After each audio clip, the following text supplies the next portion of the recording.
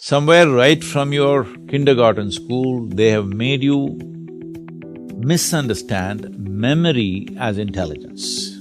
So what education should have focused on is raising your level of alertness or attention. Your attention or the quality of your attention can be raised to higher and higher levels.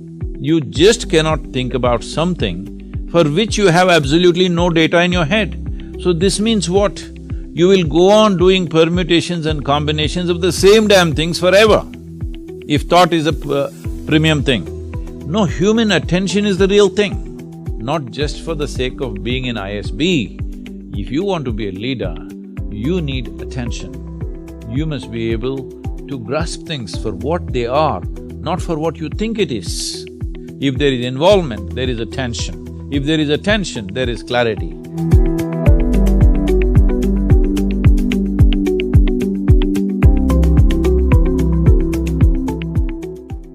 Sadhguru, the question is that I am very attached to my studies and to my work, sometimes to an extent that I have nightmares about pending deadlines and pending assignments.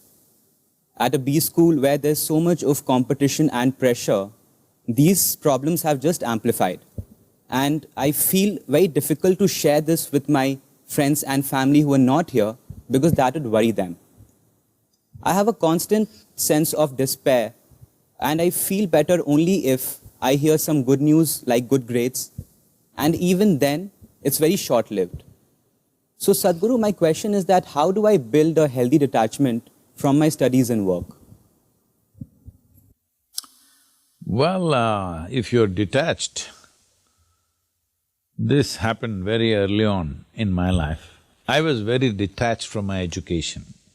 So largely, I did not enter the school gates whenever it was possible. You will also become like that if you're detached I'm saying. So detachment is not what you seek right now.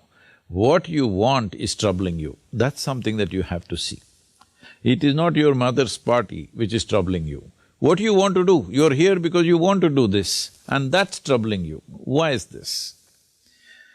Well, there are many aspects to this. I think ISB has set up a certain stipulation that if you want to come and study there, at least whatever 1 or 2 years or whatever, you should have worked somewhere.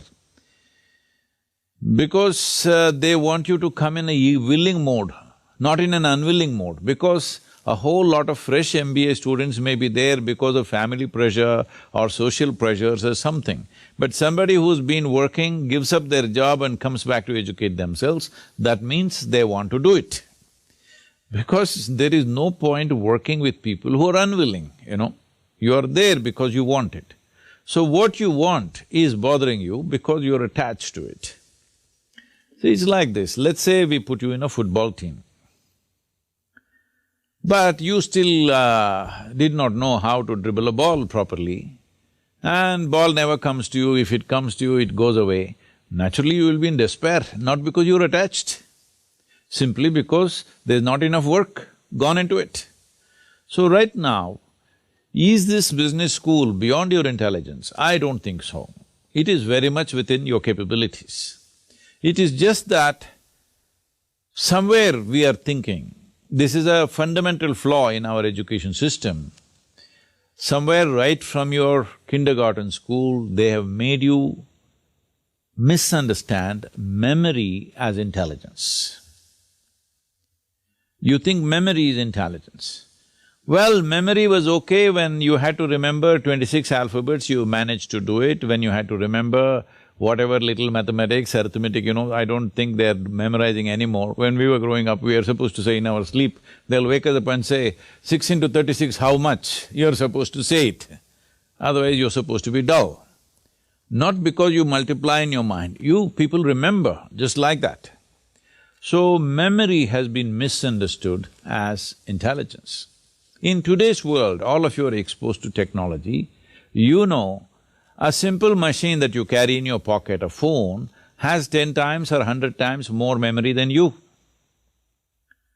So your memory is meaningless, I'm saying, it always was. It is useful to a certain extent. So what education should have focused on is raising your level of alertness or attention. Your attention or the quality of your attention can be raised to higher and higher levels. If that happened, believe me, whatever is happening in your business school is not a great challenge for you. It is not at all a challenge for you, I'm telling you. It is a challenge because you come from a education system where memory has been misunderstood. Because memory has been misunderstood as intelligence, you misunderstand thought as the ultimate thing. Thought is just a recycling of the data that you already have. You cannot think about something for which you have no data. Hello? Yes or no? You just cannot think about something for which you have absolutely no data in your head. So this means what? You will go on doing permutations and combinations of the same damn things forever, if thought is a premium thing. No, human attention is the real thing. If your attention rises to a certain level of quality, you will see everything, the universe is an unfolding for you. It is not a locked up space, it's an unfolding for you. Your genius will naturally unfold. So this business school will not be a challenge for you. Right now, you have to get off that, but you have probably 20 years of training as to how memory is more important than this, because all your examinations were structured in this way, that you drink up a textbook and puke it out on the examination hall. Under scrutiny, you have to puke, okay? Otherwise you may pick up somebody else's puke. So if you puke it under scrutiny, then you will be declared as the most intelligent man in your batch of students or whatever. So this you must give up, not just for the sake of being in ISB. If you want to be a leader, you need attention. You must be able to grasp things for what they are, not for what you think it is. You can think whatever nonsense you want, but grasping what is there is most important, isn't it? If you want to come up with solutions, you have to grasp what is there. But if you're always thinking, first of all, your thought may not be in reality with the existence that is there. Your thought may be of yesterday, what is today may be totally different. This is happening to a whole lot of leaders, they're living in another time. This is not only business leaders or political leaders, even spiritual leaders, they're all living in another time. They're going on talking about something that happened 1,000 years ago, 2,000 years ago. So this is because they're not alert to the situation there is no aliveness. Life is responding. Life is not remembering something that happened 100 years ago. Life is responding to what is there right now. So the same thing your intelligence has to do, it has to respond. If you respond, believe me, this will not be a challenge, you don't have to be attached or detached to it. That is not what is needed. What is needed is involvement. If there is involvement, there is attention. If there is attention, there is clarity. But right now we are trying to muddle ourselves with thought and memory, too much memory and thought process, so there is no clarity. This means our own intellect has become a kind of a cataract for the deeper intelligence that we are as a life. As a life, there is a fundamental intelligence within this. When I say there is a fundamental intelligence within this, if you… I was just about to say something else. You're a North Indian guy, you just eat roti, all right? You can put a roti in your stomach. If you are South Indian, there's one guy there, I think Arvind is there, he's tasted many more things. Even I have tasted Sadhguru. No, you taste it in North India, you taste idli in North. What I see is, as I move from Tamil Nadu up north, the idli slowly becomes harder.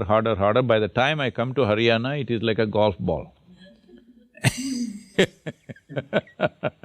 Anyway, if you put a piece of roti in your stomach, there is an intelligence, not even your head, your stomach has intelligence to transform this roti into a human body. When I say human body, I'm talking about the most sophisticated machine on the planet right now. Most evolved machine on the planet is this one, all right? This is a super computer. And you do this with what? With roti, huh? You have brilliance inside of you, but you are not able to access it, that's the whole thing. Thank you for that answer, Sadhguru.